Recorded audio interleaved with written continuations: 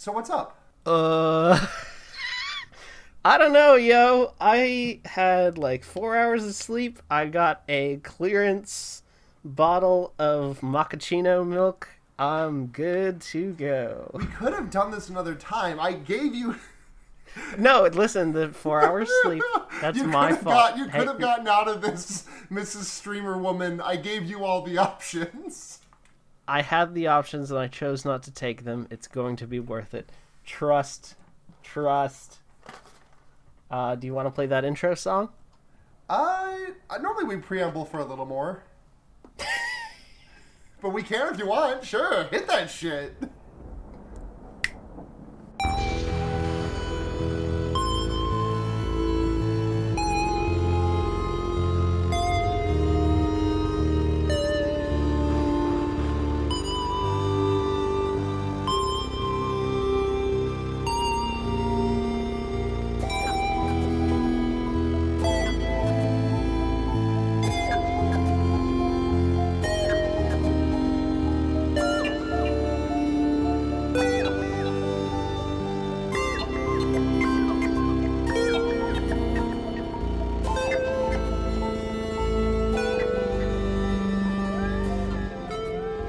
And welcome to Fear Baiting, everyone. It's your number one. It was all a dream, but maybe not podcast. Is that what you think the Evil Within is? I watched a Let's Play of the Evil Within 1 a long time ago. Like, I watched the Best Friends play it, like, shortly after that game came out in, 2015? Yeah. Yeah, I watched that Let's Play as it was coming out, which is, like, right after the release of the game, and I don't remember too much about it. There was a guy named Ruvik, I think? That's correct. Yep, Ruvik is here. There was a little pale-faced business boy who might have also been Ruvik, but it would have been an alternate personality. And it was that was also definitely Ruvik. Okay, great memory. Yep. You've got this sorted so far. Okay, you got Sebastian, Stan. Stan's the actor. Sebastian. Wait, no. Who's the actor? Who's the guy who plays Captain America? Or who's the guy who played Winter Soldier? I don't know. I don't watch Marvel movies. Are you fucking kidding me? Stan. But I can swear on this show, right? Yeah, you can say you please be my fucking guest. Oh, thank God. What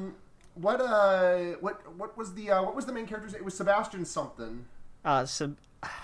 Sebastian Castellanos, yes. There was a guy voiced by what's his name? I cannot remember this guy's name. It's not Johnny Young Bosch. It's who played the glasses guy in that game? Is it Yuri Lowenthal? Yes, it's Yuri Lowenthal. That's his name. Thank you. That's right. Yuri Lowenthal plays Joseph Oda, who is also very cool. And then there's a girl cop, and it's all Nicole Kidman. It's all like in someone's like Paprika-esque dream sharing zone. Kinda. So yeah, we've got some stuff to cover. So welcome to the Evil Within. Yeah. Oh, and then first we have to do our stuff on this show. You're not taking. Oh God. Yeah. Sorry, I'm not the one driving the show. You are. I should let you drive. Oops. We have to go to upcominghorrormovies.com and look at what the news is coming up for horror movies. Now, I did hear that Killer Sofa was a film that was being released, which did amuse me very much.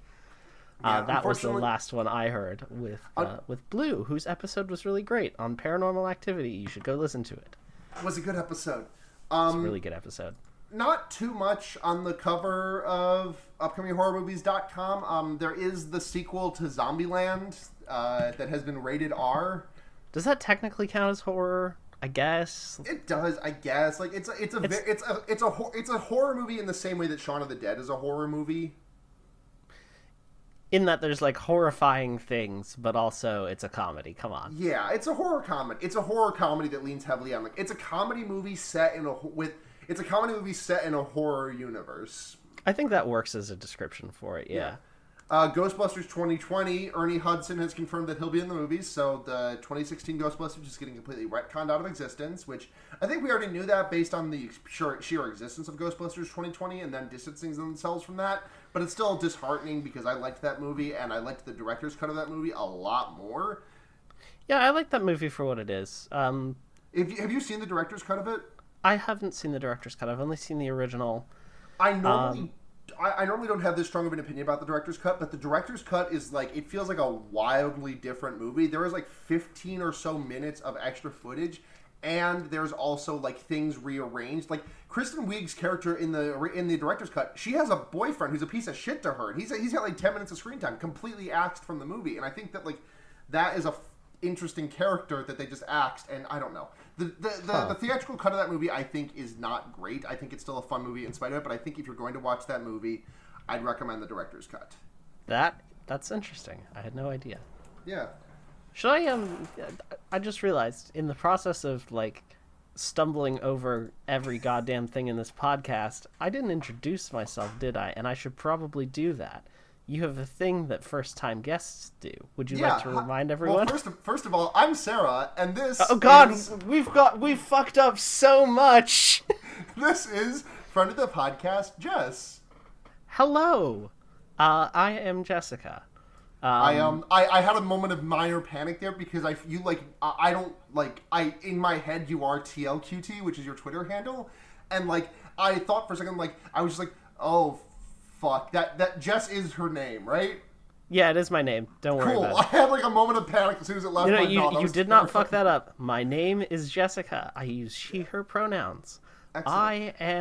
I am like, I've been friends with Sarah for years, and besides that, I work with the OBS project, and you also work with HRG.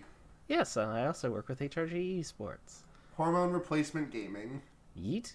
So what's your history with horror movies?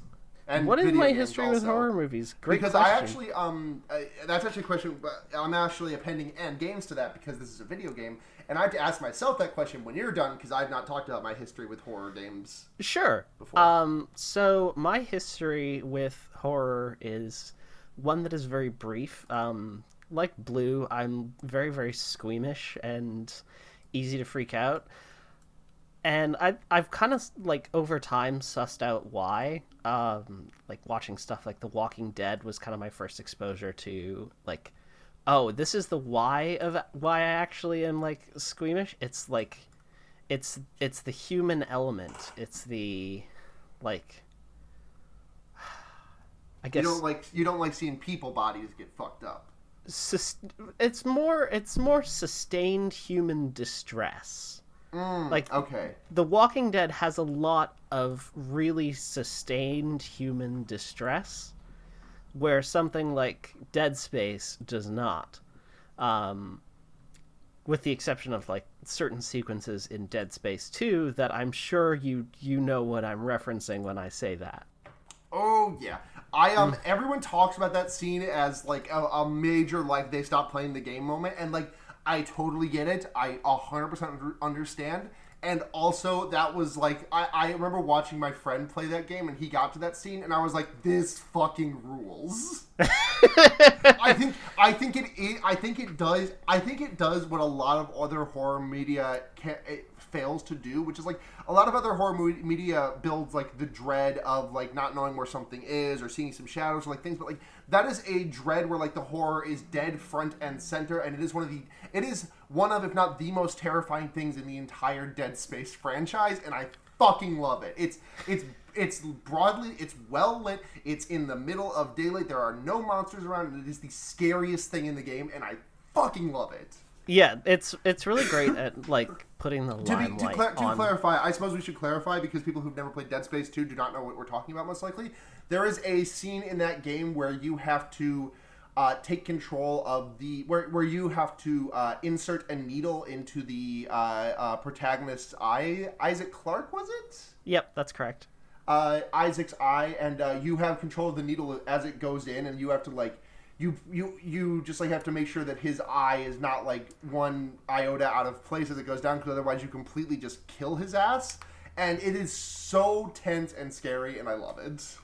Yeah, it really shows off a lot of the potential of horror games, which is kind of like why I'm more into those types of games rather than horror movies. Like, my history with horror movies is extremely limited, to put it mildly. I think it's only been within the past 5 years or so that I've watched stuff like Alien for the first time. That's a good one. It's really good. Like, I kind of am picking up on the classics as I've gone. So, like, Alien was one. Halloween, The Thing is on my list. Have you seen Halloween, probably not. Probably not on my list, but I know it's well liked. That's fair. It is a very distressing, human and distressing movie. Yep. So probably not for me. No, thank you. That's fair. So what was your history with horror games? Because you said you hadn't talked about that before on the show. I think I may have in passing, but like my history with horror games in particular is a pretty spotty one. I was scared shitless of pretty much everything horror until I was like 21, 22. There was one exception to that, though, which is that I picked up Resident Evil 4 when I was young, and that was like, I guess that was like my first gateway into horror as a genre.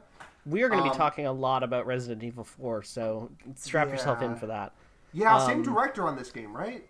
Yeah, that's one of the reasons that's one of the things I'm going to talk about a little later. So continue on, and we will get back to more Resident Evil 4.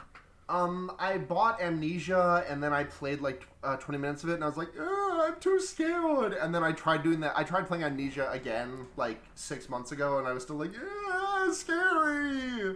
Because Amnesia: The Dark Descent is a scary video game. So the reason that game works so well is because it doesn't have you don't have anything to fight back with. Yeah. In horror games like Dead Space and The Evil Within and Resident Evil, there's something for you to actually have power over the situation, and you can fight back against the thing. In Amnesia, the thing finds you, you're dead. That's it. You cannot fight it. You have to hide, or die. Even Alien Isolation, like it's hide or die, the bro. early you moments, either hide or you die. Yeah. Even Alien Isolation, especially in the early moments, is kind of like playing on that tension, but eventually you get stuff like a flamethrower that kind of just removes it. Mm-hmm. Anyway, continue. You were talking about horror games. I don't really have too much experience outside of those two, if I'm being perfectly honest. Okay. I have always had a fascination with PT, but I could never even if I could legally, even if I could obtain it, I would never touch it because me big scaredy.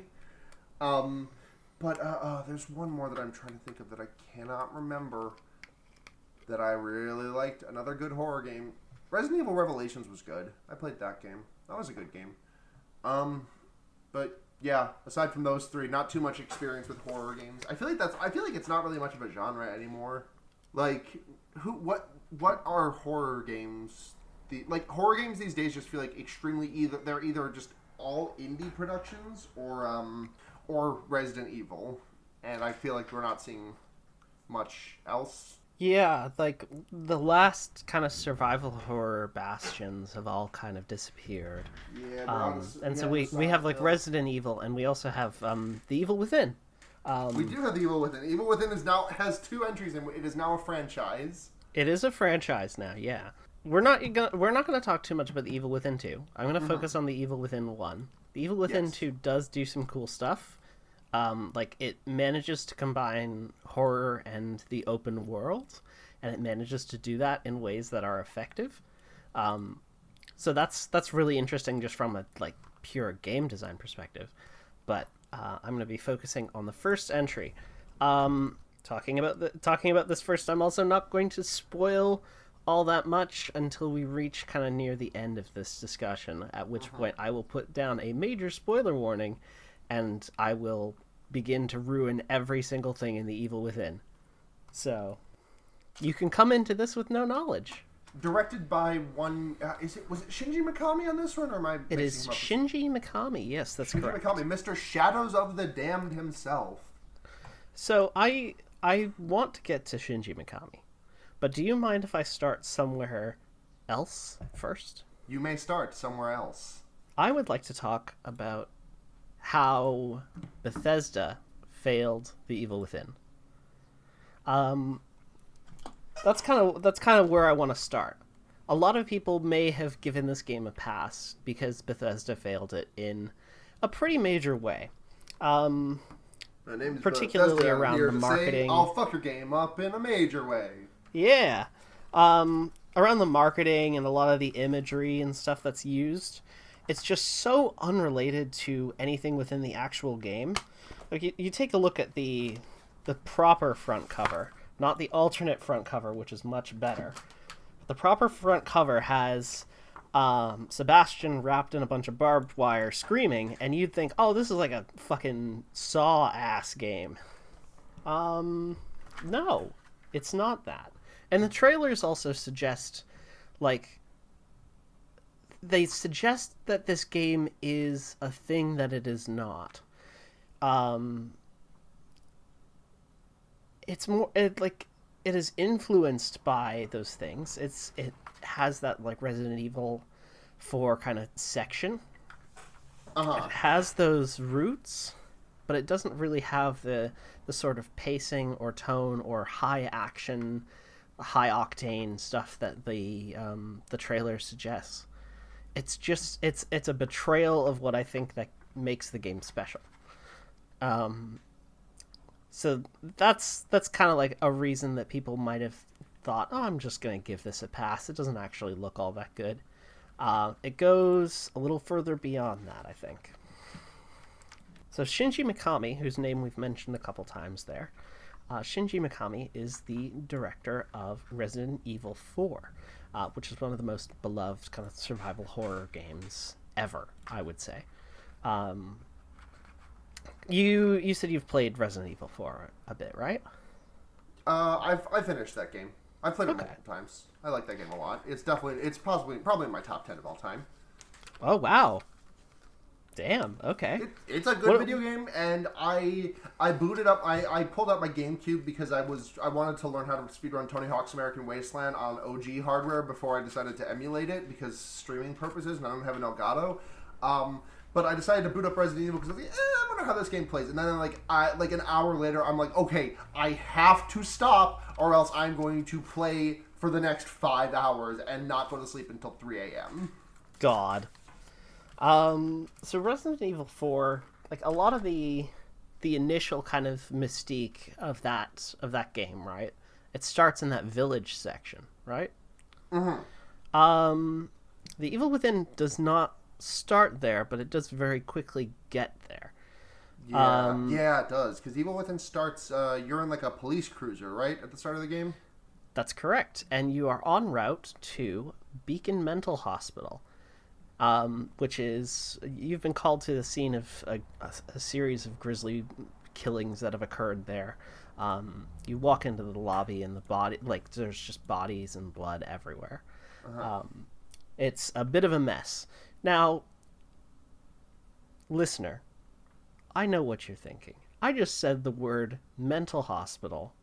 I'm talking about horror games, and I'm talking about a game I really like. You might think, hey, wait a second. Doesn't horror and mental illness have a really, really fucking bad relationship? Yes, it does. I am pleased to say that The Evil Within does not actually succumb to any of that stuff. It is far more interesting. Which is wild, because with the way that game starts... I went back and watched the first couple episodes of the two best friends play of it, and they started talking about the mental institution. And I was like, it surprises me that they do not fuck that up. It's really interesting that they don't fuck it up. It's a hard needle to thread. It really is. We're going to talk about that a little later as well. We're going to talk about kind of the details and the particulars of how The Evil Within does not fuck up its relationship with mental health. But for now, we start in the mental hospital. Ruvik, who is the antagonist, appears behind us as a mysterious specter and knocks Sebastian, us out. you must solve my cube if you wish to proceed. Great. And you wake up hanging from a hook in what appears to be the basement of the hospital, as the butcher chops away on some meat. So you've got some like immediate exposure into some very, very tropey and like varied horror, I would say. And it uses these tropes to kind of establish itself as familiar to the player. It gives you kind of a sense of the expectations, and then it will defy them later, which I think is really interesting. You move through a couple series of like some Saw-like trap bullshit, which, you know, it happens. One of the reasons this game was criticized a lot, I think, as well, was because it's kind of a mishmash of horror things. Like there's there's stuff going on from Resident Evil, there's stuff going on from Saw, there's stuff going on from like kind of classic Halloween kind of stuff. There's some generational trauma happening. There's a whole mishmash of things going on in The Evil Within. But you get out of the hospital, and you make your way into the forest, and you encounter the first kind of undead type enemies. And what are the undead likes in this game? What do they look like? They're effectively... I've been playing a lot of Control, so I'm just kind of like picturing those hiss agents, which is they not are what that is. Just undead that are wrapped up in barbed wire. Okay, right. Okay, yes. Yeah, not too much specific going on there. They're just all wrapped up in barbed wire.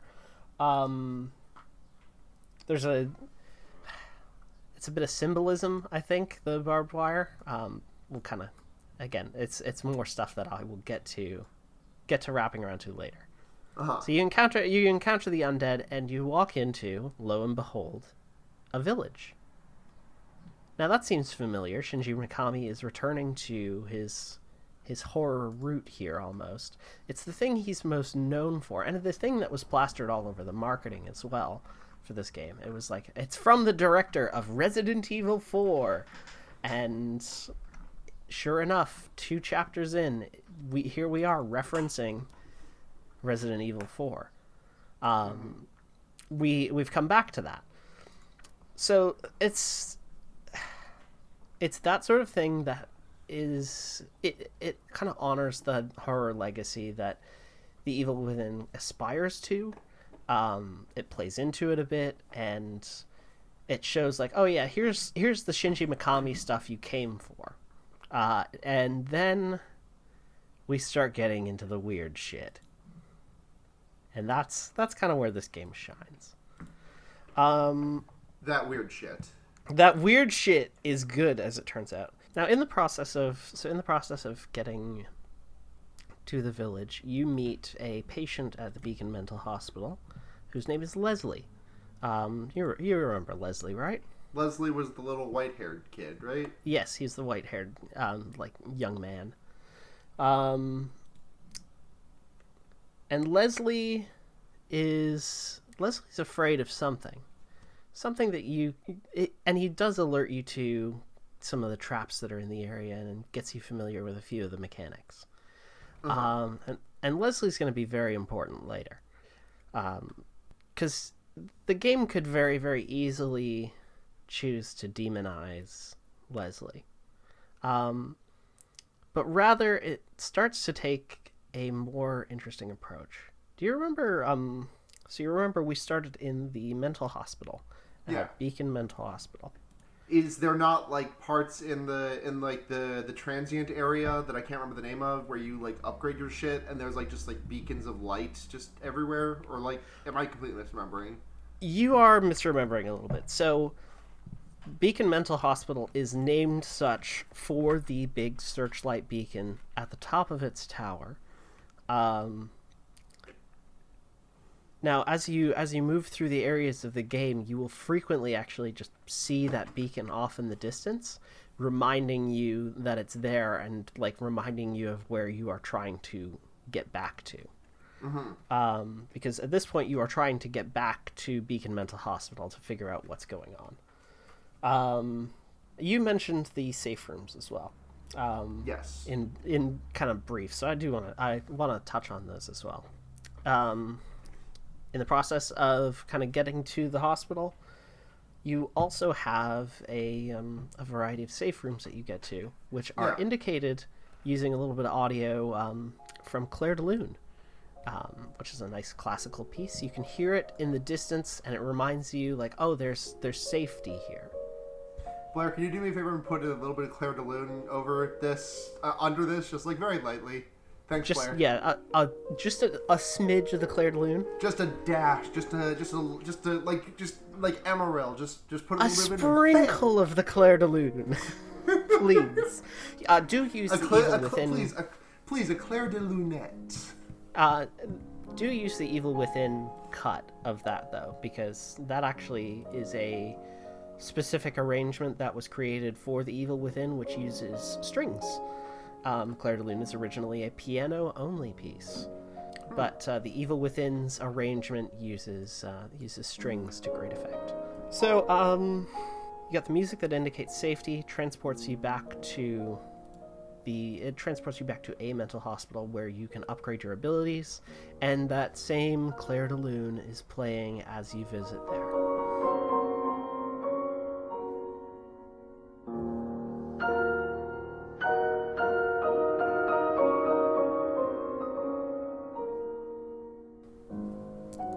It's kind of just chill. You can walk through the lobby. There's a nice nurse. That's all great. She's very nice and friendly, and then you go sit in a brain chair. Yep, you go sit in the brain chair, and you get your special abilities. Ah, God. By having it's good to know that the way to upgrade your brain is to just have needles go into your head and splurt some brain juice in there. Just put some green goo in there, and you're fine. Put some green goo in there, and you will receive a boost to your max health and ammo carrying capacity. Yes, the green goo in your brain will affect your ability to use gun. It's like those. You ever seen that that gif of like the Feels guy, but his brain is so big that it's like his own hot air balloon? Oh, yep. Yeah, it's like that. Like your brain just becomes like your brain just like grows out of your head and stretches around your waist and just like becomes another like ammo holster that you can put ammo in. Yep, it's great. It increases the size of your chamber. I don't even know how that. I can't even make that one work with the Feels guy brain. I mean, you just add more cylinders. You add more cylinders to your revolver. But with the brain juice? Yeah, with the brain juice. That's how that works. All right. I'm not a doctor, but that sounds right enough. Yeah, that's accurate. Medically sound, I'm sure. I spoke to a doctor once, and that makes me qualified. We were talking about we've got the safe rooms. We've got kind of this horror legacy that Shinji Mikami has established and continued with the Evil Within. We have some really tropey horror. We have a mishmash of horror elements. This, honestly, like, if you didn't know better, this would sound like kind of just a messy game. And I think it is a little messy, to be fair. Yeah, that's a good word for it. I think it's good. I like it a lot. But I 100% agree, but I think you also need to come into it and be prepared for it to be a little messy and a little bit wonky at times, but it has some good stuff in there. Mm-hmm. So proceeding beyond the hospital, and beyond the forest and the village, you get into kind of more areas. You get into some destroyed urban areas, all in the pursuit of trying to make it back to the hospital. Sorry. Mm-hmm. And in that process, and in the process of returning to safe rooms, you begin to notice maybe not everything is right here. things are working in ways which they should not be able to and have no explanation for. And also, there's a dude with a safe on his head. And also, there's a dude with a safe on his head. Potentially symbolizing some more just trauma stuff. Dr. Salvador walked so that Safe Head could run at you with a knife. Yep. Pyramid Head also walked so that the safe... no, it's not even a knife. It's a big-ass hammer. Right, that's what it is. I couldn't remember, so I just kind of went with a knife. He's got the big-ass spiked hammer. So Dr. Salvador and Pyramid Head fucked, and they had Safe Head. Great. Yep, that's exactly what that is. Oh, there's definitely, like, someone out there was, like, making porn of that in, like, 2004 and being like, dude, this is so edgy. Thanks for making me think about that. You're welcome. Oh, Christ. There were a lot of I remember when I was young, I didn't really know much about Silent Hill 2, but I remember there being a lot of jokes about Pyramid Head having sex, and I was like, there's no way that happens. And then I found out that, like, the first time you encounter him in the game is him sexually assaulting someone. Video So it turns out that Pyramid Head did do sex. Just really badly. Just really badly. Great. Excellent. All right, I'm gonna steer us back on topic and away from Pyramid Head. Yeah, it's a good call. Let's get as far away from Pyramid Head as we can. Yeah. Let's get as far away from... Just like James What's-His-Face in Silent Hill. We're going to get far away from the safe man as well. And honestly, like, not the most interesting part of that game. It makes for some, like, the safe man makes for some tense moments. And there's some really good, like, there's some really, really good tension in the... like portions of the game where you have to fight him and he can respawn from like different safes that are present in the room. I also just love his design. I think it's simple, but it works so wonderfully. Oh, totally. Shinji Mikami has this knack for really simple, classic designs. It's again kind of like almost nodding to that legacy. Just the pure simplicity of that, like it kind of harkens back to the PS2 era of like you had to be simple because things were limited, and even in an era where you have higher fidelity, you can still kind of keep things simple and it still works.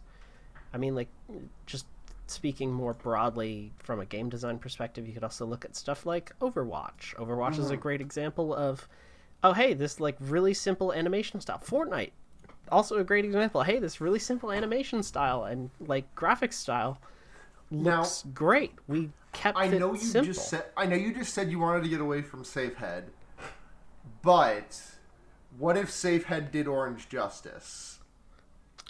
Okay, all right. Now, what if Ruvik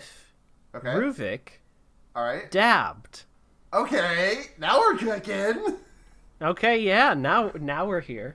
What if Sebastian flossed? Is really what I want to know. What if he flossed and then said I miss? What if he flossed and then like said I miss my daughter while he was doing it?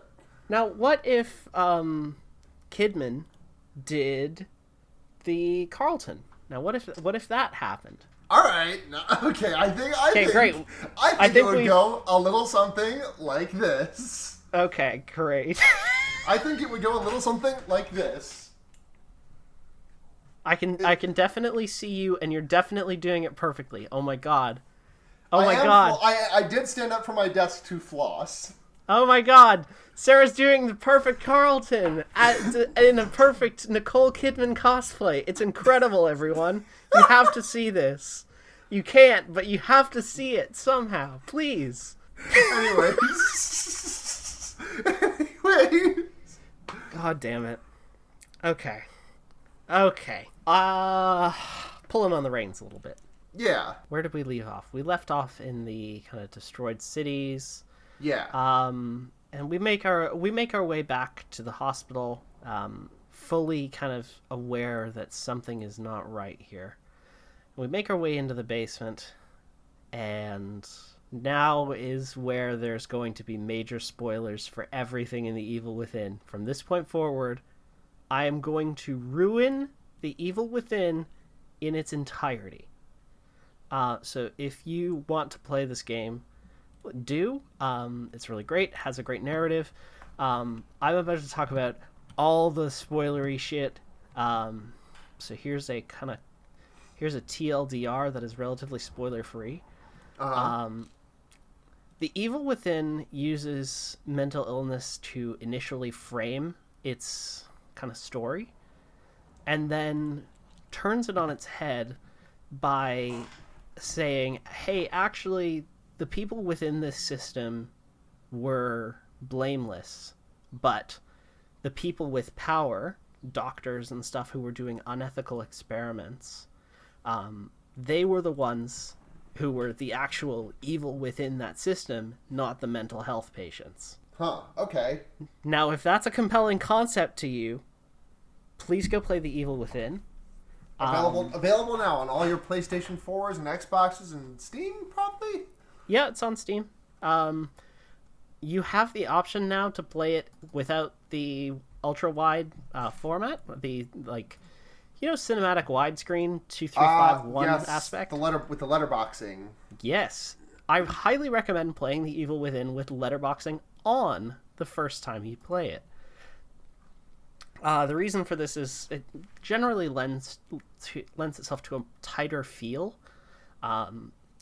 It feels a lot more constricted. It feels a little scarier. And it also is just more visually interesting. I don't like 16:9 half as much as I like the possibilities for cinematography within 2351. And The Evil Within really does exploit all of that, so I totally recommend playing it in the letterbox mode first. Now we're going to move into spoiler territory now. So, thanks for listening, etc. Sarah will probably be back. Let's spoil everything in The Evil Within. Let's spoil everything in The Evil Within. So, another twist in the layer to The Evil Within is that none of it is... You mentioned a Paprika-like shared kind of dreamscape thing. Uh-huh. Yeah, it's that. None of what you had played through, except for the initial bit where kind of Ruvik appeared behind you, that was the last thing that was real. So I would actually like to errata my statement. Paprika-esque describes the function, not the form of the machine. The machine is more alike in form to that arc in Yu-Gi-Oh! When everyone goes into the virtual world and they get stuck there and have to fight the big five, and everyone's it's actually more like the Matrix.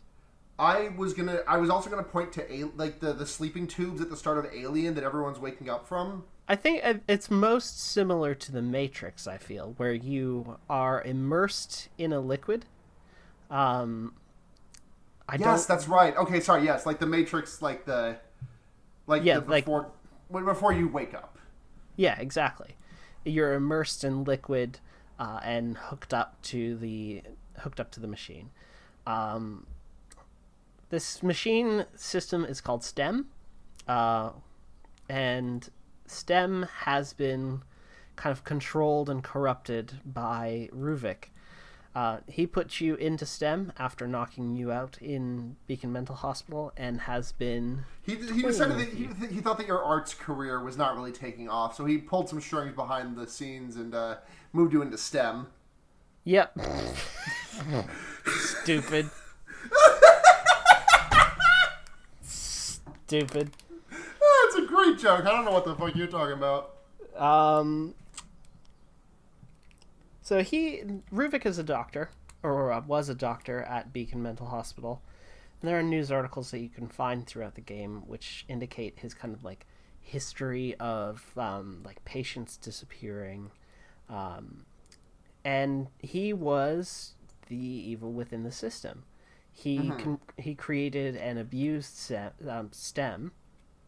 He did unethical experiments on mental health patients, and generally betrayed that trust. that a patient puts in their doctors. Eventually, this and past trauma involving his sister, Laura, who perished in a barn fire when they were children. In a sequence that you can you play through in part. You walk through this field of sunflowers. Oh yeah, this scene was really fucking good. Yeah, so those sunflowers start moving in unison, right? I think so, yeah. And they appear in several sunflowers places. Do that naturally, but yeah, but they also appear in other places, like prior in The Evil Within as well. Yes, that's right. It's like that. It's very much like that. It's like did you ever read or watch Catch-22? No. Throughout the entire novel, you were teased with these sort of snippets of the death of a character that happened before the start of the book. This character Snowden. There are these snippets, and then at the very end, you get the whole story about Snowden, how he died, what it taught the main character Yossarian. But up until then, you only get those little visages, those snippets and such. Yeah, but yeah, stuff like that appears all over the place. Stuff like the mental hospital, for example, even in the first chapter, it's in a location that literally has no correspondence to where you were previously. It's a thing that you won't notice if you weren't paying attention. You just see the hospital and think, oh yeah, that's where I need to go. That's not a problem. But if you actually look at the surrounding environment, it doesn't match where you just were. There are hints the entire time that none of what you are seeing is real. Mm-hmm. And The Evil Within plays with unreality in really interesting ways. It literally bends the rules of what is possible, both physically and just in terms of shit that can happen. Ruvik's abilities being hyper exaggerated, for example. That stuff is all just simulated. It's almost like Dark Souls 2 in that sense, where you move through locations in ways which are physically impossible. But they make sense in a dreamlike structure, which is what Ruvik has kind of constructed over time. Leslie is just trapped in there with you. And he's aware enough to try and drive you towards the source of the evil. And he's very constantly shown to be this really cool redemptive character. He's not crazy. Oh!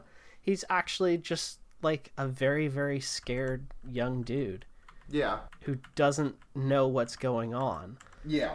Extremely not. Yeah. Because no one's bothering to fucking tell him. Yeah, no, nobody's bothered to fucking tell him, and Kidman is up to some shit. She thinks that Leslie's behind it. But no, it's none of that. So you get some really great sequences with him, and you get some really great sequences as well with the safe rooms. Remember how we mentioned the safe rooms have this musical cue, right? Every time you hear that musical cue, it indicates safety, and you hear it both outside of the area where the safe rooms are, before you look into a mirror and head into the safe room. You also hear it inside the safe room until one very late game sequence.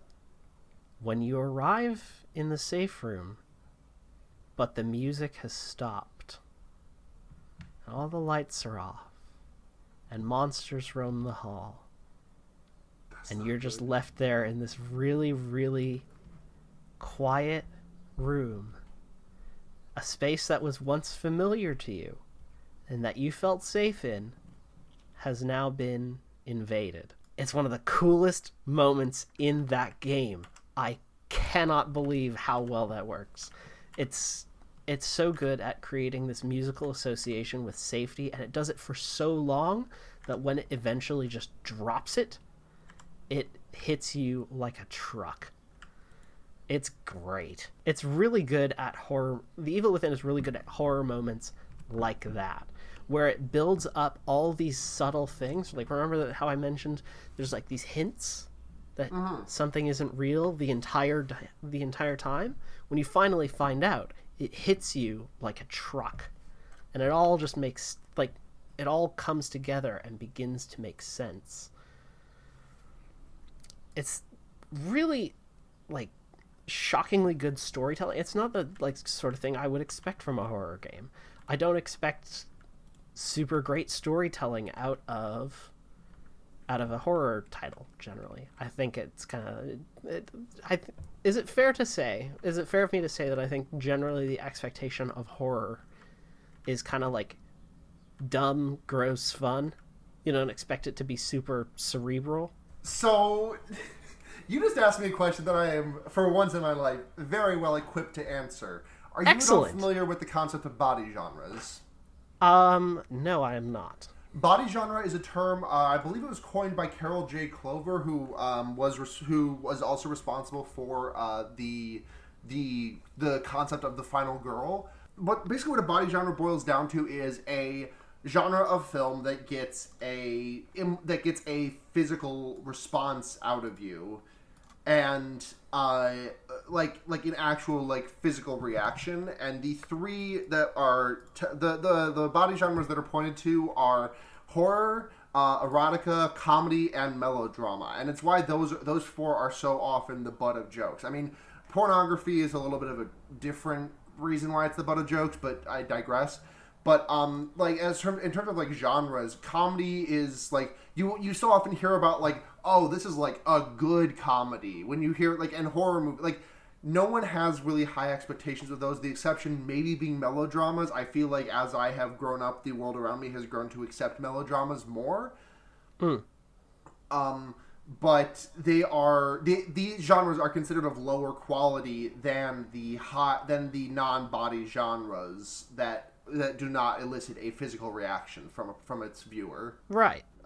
If you want to read more, I recommend reading Carol J. Clover's Her Body Himself: Genre in the Slasher Film. I think that stuff's really interesting though. Like, I think horror and comedy and all this stuff alike has this. All of these body genres have this great potential for being an unexpected venue for such like storytelling and stuff. Like Brooklyn Nine-Nine is my favorite fantasy show. Yep. It's my favorite fantasy show. It's a comedy that also has something to say. It poses a world in which things have consequences. It is like this really pleasantly constructed thing. I think The Evil Within is kind of that for horror. To me, it's this thing that is very unexpected. It's pleasantly constructed. It takes elements that viewers may be familiar with from other media, and it gives it its own unique spin, and does things that are interesting with it, that interesting and subtle with it, that eventually just culminate in some really, really fantastic moments, like the safe moment, and the moment where you realize that you are in this machine world effectively. You do, and then you undo it and you save the day, and Ruvik is done and dusted, and there's definitely not some creepy religious symbolism in place that definitely also pays off in The Evil Within 2. Definitely not all there.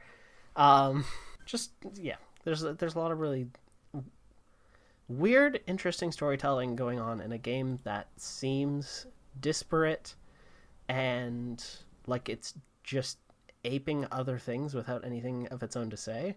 It can on the surface level totally seems like that.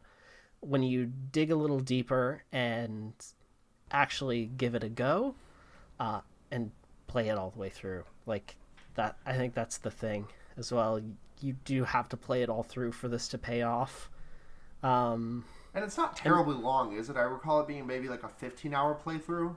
Yeah, I think... Let me check my... So that does make this the longest piece of media that Fearbaiting has covered and probably will cover for a while. Way! I have 19 hours logged, but I did start a couple playthroughs, so I'm going to conservatively say 16 hours. Sure. For a game standard, not a terribly long experience. No, especially in this day and age, I hear a 15-hour game, I'm like, ooh, bite-sized little treat. Like anything, like if I play a video game and it is less than 20 hours, I consider it small at this point, and right. I appreciate that. Like, so many games are so fucking big. I've been playing God of War on and off for the last couple of months, and it's a good game, but like at every step, I just always like think about how much more of the game is in front of me, and I feel worn out. So the how long to beat for this is clocking in at 16 hours. Nice. So that's a nice little bite-sized treat for sure. It is a chunky piece of media. There are definitely some bullshit fights that are along the way. Like this is not a perfect game by any stretch of the imagination. This is a game that is very imperfect. It's a very slow burn, but I think it pays off in really interesting ways. Looks gorgeous the entire time as well. Like I absolutely adore the camera work and the subtleties that go into this game. Just overall, it's really fantastic. Yeah, I remember liking the Let's Play that I watched of it a lot. And one of these days I want to go back and play it by my damn self. I think it's worth like experiencing for the first time. I think it's worth experiencing like with this knowledge, even like if you've listened to this point and you haven't played The Evil Within, but you listen to all the spoiler stuff. I still totally recommend playing this game because there's a lot of stuff that I have obviously missed that is really cool and really tense and interesting, but a lot of the super cool stuff that I really want to focus in on is like stuff that happens deep into the narrative, stuff that is like how again the true evil within was abusers holding their power over the powerless. Like that's the sort of stuff that I think is really interesting as a takeaway from that game, but it's stuff that only comes and makes itself apparent towards the end when everything is kind of coming together. Yeah. I'm going to skew ratings on this one because I have not seen that game in about 4 years, and I feel like it'd be weird to rate the video game having given that. But you can rate the video game if you want on a scale of 0 to 5. Does he have the burnt picture of his daughter in that game, or is that not until the second? He does. He does, I believe. On a scale of 0 to 5 burnt pictures of your daughter, how many burnt pictures of your daughter are you giving The Evil Within? Well, I'm giving 5 burnt pictures of the daughter, obviously. But, you know, Sebastian has to have something to remember his daughter by. And speaking of which, there's, like, all the deep lore that sets up The Evil Within 2 is also, like, in articles and stuff that are within this game. Like, all of the stuff is there for the storytelling of this game and 2. So it's like a really tight package, these two games. They really knew what they were doing. Yeah. In terms of, I guess, a more like traditional 0 to 5 rating, because obviously, again, we need Sebastian to have something to remember his daughter by, so we're going to give him as many pictures as possible. Yeah. For a more traditional rating, that I think I would give The Evil Within pretty easy 4. It is absolutely one of my favorite horror things, like, ever to exist. It does interesting things with the genre. It is not without its flaws. But it's still something that I can damn near unconditionally recommend to any fans of horror who own a PlayStation 4, Xbox One, or even previous gen consoles. There's actually a release on PS3 and Xbox 360, or PC. If you have one of those platforms, I can damn near unconditionally recommend this game. Again, with the caveats that it is a slow burn. Please give it time and, be forgiving of its introduction of the tropes and allow it to subvert them later. I think that is the best advice I can kind of give about this game. Recommendations.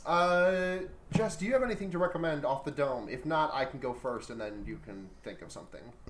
I would like to recommend... Okay.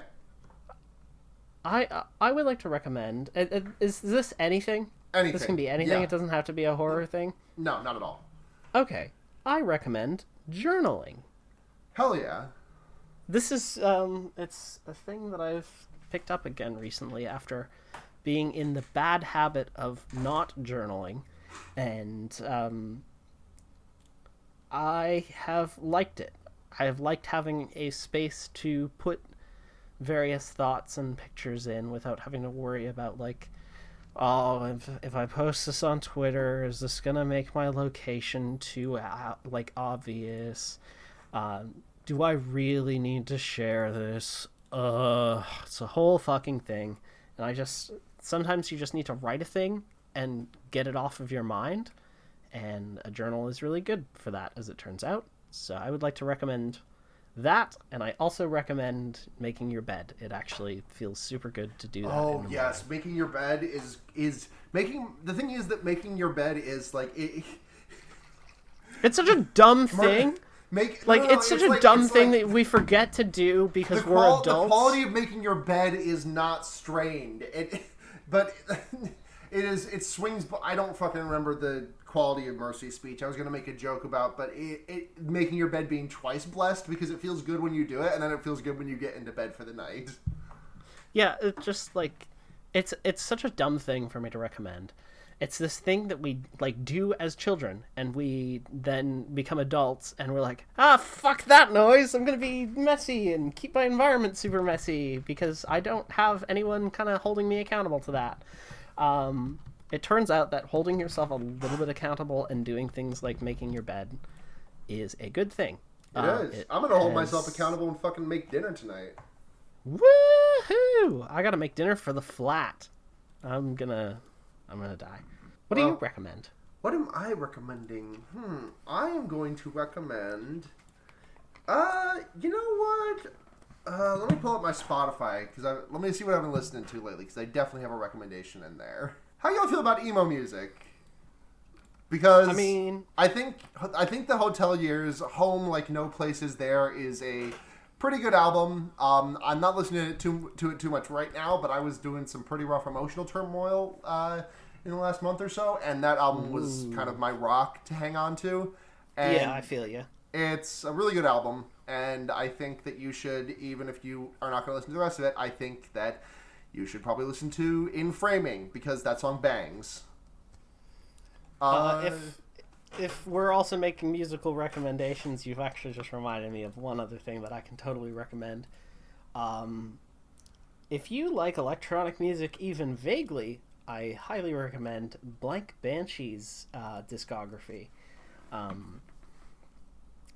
Traditionally, I guess, you'd think of it as vaporwave, and it uses a lot of retro technology in ways that are actually musically sound and interesting. It's not just slowed down like the Eagles or whatever. I don't know what vaporwave is anymore. It's just it seems like largely just slowed down shit, where this is something where it feels significantly more transformative. So I recommend that. Hell yeah. Yeah, okay. So, thank you so much for coming on this podcast. It was a genuine treat to have you on. Yeah, thank you for having me. Yeah. Where can people find you online? Yeah, okay. So I should plug my shit. You can find me online at tealqt.com, and that's got links to my Twitter. It's got links to my stream. To be clear, that is TIEL, then the letters Q and T. That's correct. Not TLCUTIE. Yeah. There you can find me, like, literally everywhere. That's got all my... It's, like, effectively an online business card for me. It's great. You can find all my work there, though. You can also find me at... Is this episode going up this Monday? Yes. Okay.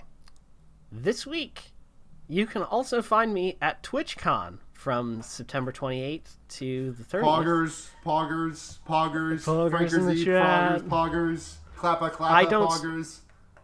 Here's the irony. I don't stream on Twitch because Twitch is a toxic hell soup. But I'm going to TwitchCon, and it's because I'm with the OBS team. So I'm going to be at the OBS booth. You can come say hi, and I'll be there all weekend. I'm there Friday morning, and then I'm there probably all day Saturday, Sunday. Hell yeah. Enjoy TwitchCon. Thank you. If you want to find us, we are fearbaiting everywhere, including on Patreon. Patreon.com/fearbaiting. $1 is... Ostensibly, it lets you get bonus content, but we haven't done any of that in a little while. Still kind of working on it. But that does help you. That does help us out. $5 a month lets you get shouted out on the show, and you get a message read. $10 gets all that other shit. Plus, you get to make us watch a movie of your choice. So thank you very much to Michael Kaiser, Paul Moran, Kit Spindler, Paul Bechtel, Ducky Aisha. If you want to find more of me, you can listen to the other podcasts that I do on the wonderful Noisepace.xyz network. These podcasts include The Wonder Years, which I do with editor of this podcast, Blair, and musician of this podcast, Seda. Thank you very much, Seda, also for their incredible music. That serves as our intro and outro theme. You can find their work at under People You Meet Outside of Bars, or you can just go to gaygothvibes.online. You can also find me on Henry Kissinger's Pokemon Going to Die, the leftism podcast made for, by, and of the Terminally Online. If you want to find me personally, I'm at SunhatZhenya on Twitter, SunhatZhenya. And you can also look forward to us streaming these movies soon, because Schlocktober is right around the fucking corner. Next week, I'm letting y'all know this was a little bit of a poorly kept secret, because I talked about it with Blair on the Wonder Years, I think. But we will be doing our last film before Schlocktober will be Paprika, Satoshi Kon's Paprika, and then we will launch full on into Schlocktober, which we will be streaming the movies every Friday night or Saturday night. That it's gonna vary. We'll put on a schedule. We've got the movies lined up. It's a fucking killer year. Our guests are gonna be phenomenal. It's gonna be a really, really good time. So if you have a friend who you think might be into the podcast, I think Schlocktober is always a great place to start, because I think those are some of our most banger episodes. And I think that's everything. Yeah, that's going to do it for this week's episode of Fear Baiting. We'll see you next week. I'm Sarah. I'm Jessica. And remember... You can put a fucked up guy anywhere. Just anywhere. Everyone. You can put the fucked up guy anywhere you want, as it turns out. That's weird. Huh. Fucked up guy. Fucked up guy over there on the left. Fucked up guy over there on the right. Fucked Here up I am, stuck words. In the middle with you. Oh, Christ. End this podcast. Bye.